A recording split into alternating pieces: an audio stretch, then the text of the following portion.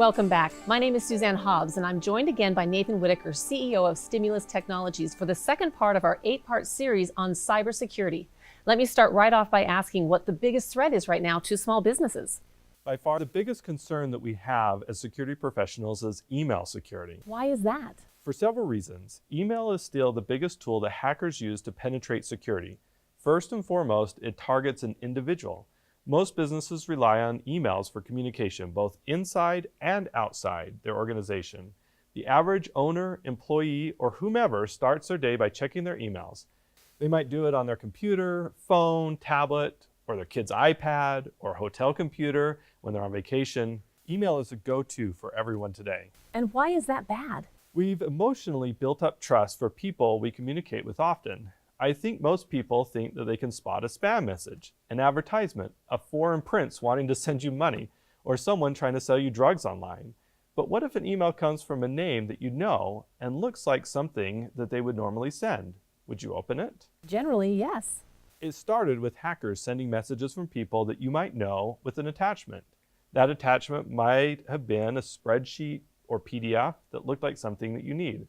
Unfortunately, that attachment contained a virus, and when the person would click on it, the computer would be infected with that virus. I don't worry about these too much anymore. Email server and desktop antivirus do a pretty good job today of detecting and removing files directly to emails. That is, of course, if you have a good antivirus software installed on both your email server and your desktop. Many free online email systems don't include antivirus, so you have to be careful about using and allowing your employees to use non-company email systems inside your organization. But if a company is already protecting its organization and emails that are coming in from viruses, what's the problem now? Hackers realized that they couldn't continue sending the files through email anymore, so they started sending links in the emails that users would click on.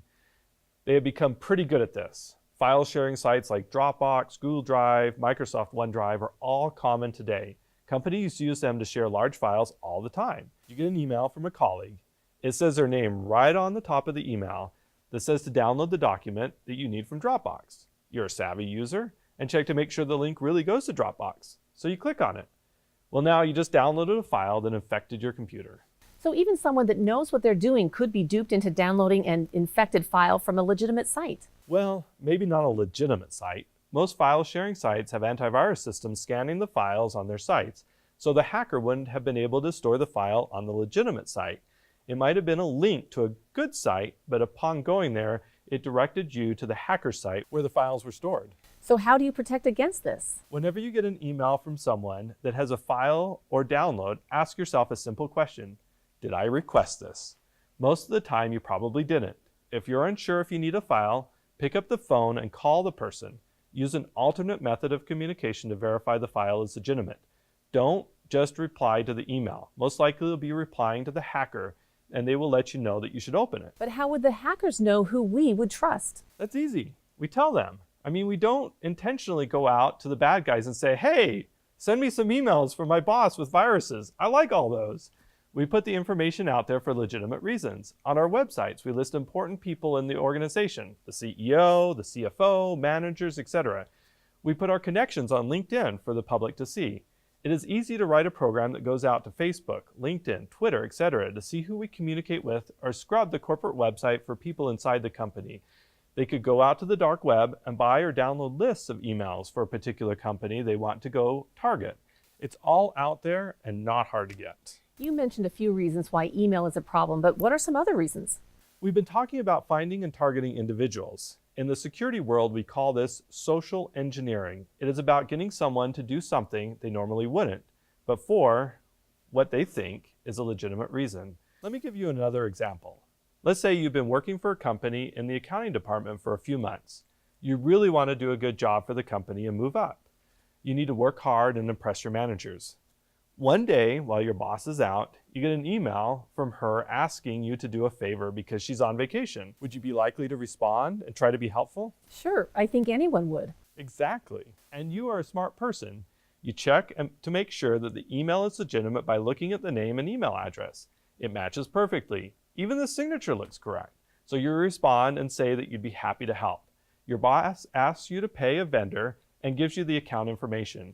She can't do it because all she has with her is her phone and needs a computer to make the payment. It's a vendor that you've used in the past, so it seems perfectly legit.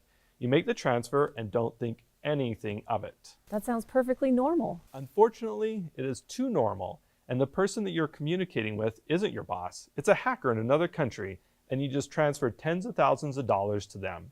Wow, I don't think I would have done that. Most people would without proper internal controls. I mentioned earlier having multiple methods of communication. That employee should have not been able to do the transfer without another manager being involved, or should have picked up the phone to make sure it was a legitimate transfer. With wire transfers, the money is transferred and available in the other bank almost immediately.